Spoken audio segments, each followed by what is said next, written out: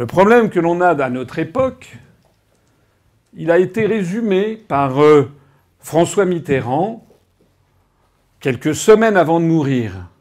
Il est, si j'ose dire, passé à table. Il n'avait plus rien à craindre. Et il l'a dit. Il l'a dit à Georges-Marc Benamou dans le livre Le Dernier Mitterrand. Il a dit « La France est en guerre et les Français ne le savent pas. »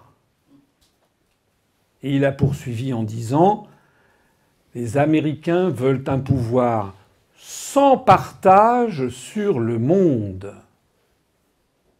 C'est une guerre inconnue, une guerre sans mort apparemment, et pourtant une guerre à mort. »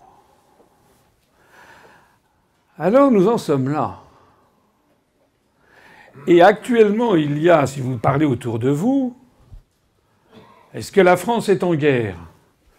La grande majorité des gens vous diront non. Et si vous demandez aux gens, mais est-ce que nous avons des choses à craindre ? Quels sont nos ennemis ? Les gens diront oui. Et ils diront quoi ? Ils diront bah oui, ceux qui sont à craindre, ce sont les Russes, ce sont les Chinois, ce sont les Arabes, ce sont les musulmans. C'est ça qu'on vous dira.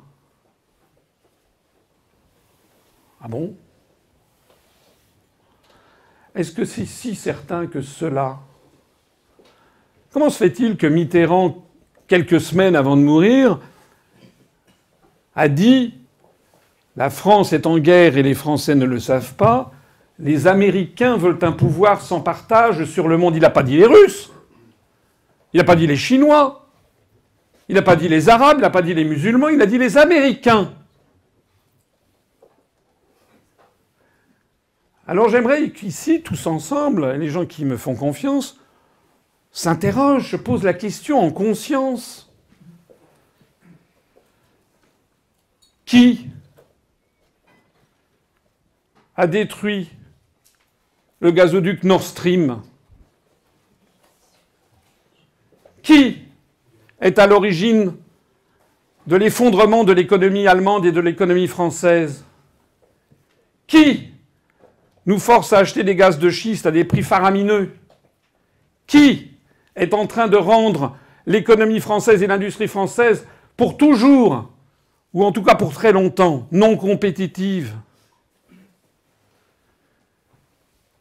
Qui a fait détruire le contrat que nous avions avec l'Australie de livraison de sous-marins ?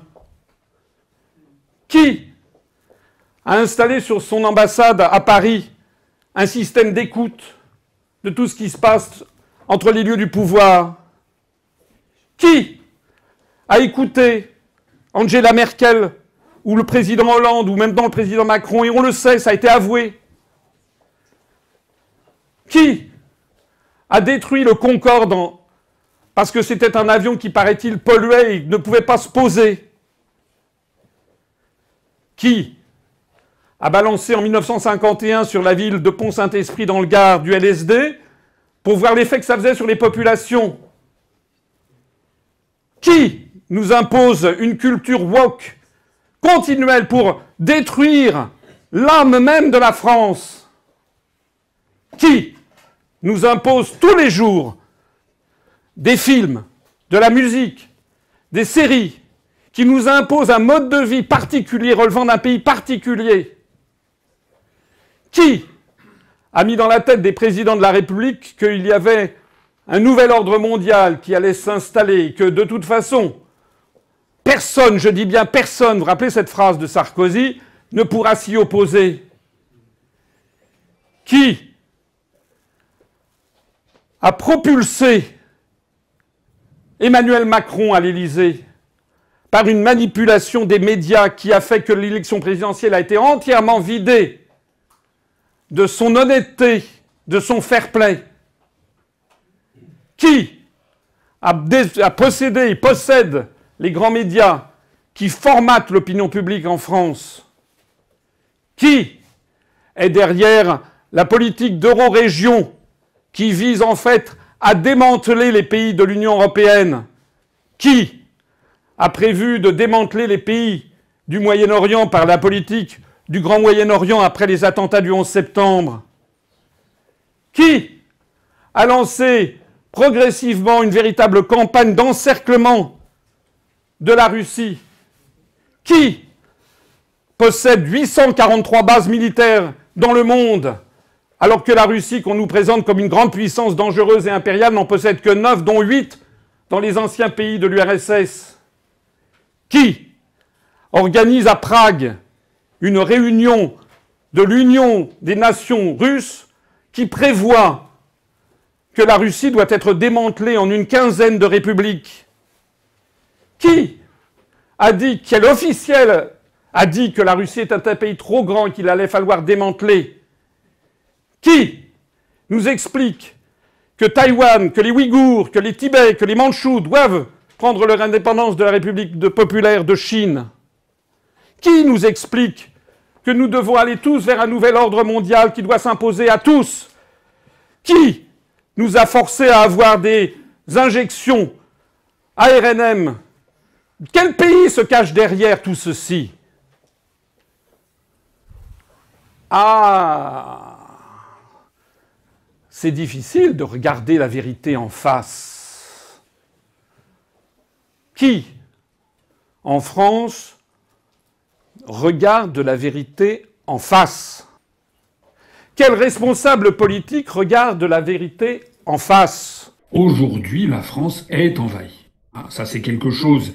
Et ça, cette perception-là n'est pas bonne. Elle n'est pas, personne n'ose le dire, sauf encore moi. La France est un pays qui est sous occupation. Et l'occupation, l'ennemi numéro 1 de la France, l'adversaire numéro 1 de la France, je suis désolé de le dire, ça n'est pas la Russie, ça n'est pas la Chine, ça n'est pas le monde arabo-musulman comme le voudrait M. Zemmour, ce n'est pas la Russie comme le voudraient tous les européistes, ce n'est pas la Chine comme... Non, je ne dis pas qu'il ne faut pas se méfier, chacun suit ses intérêts.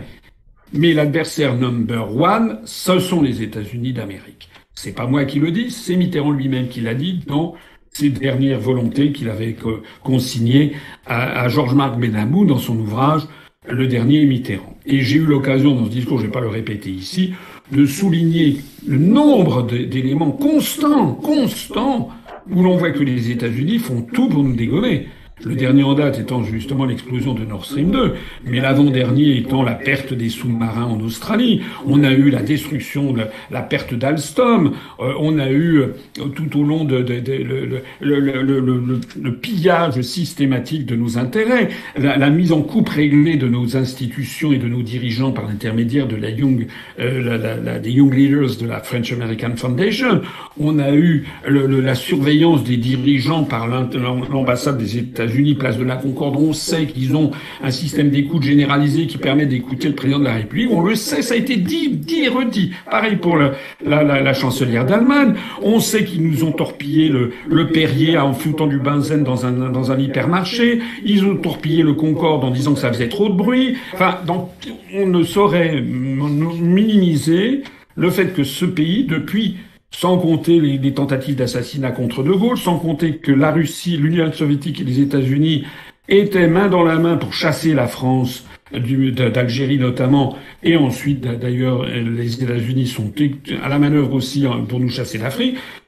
C'est notre adversaire géostratégique. Voilà. Il s'agit d'ailleurs de tuer la spécificité française, de prendre le pouvoir, de mettre l'ensemble du monde occidental sous le pouvoir des anglo-saxons. Voilà.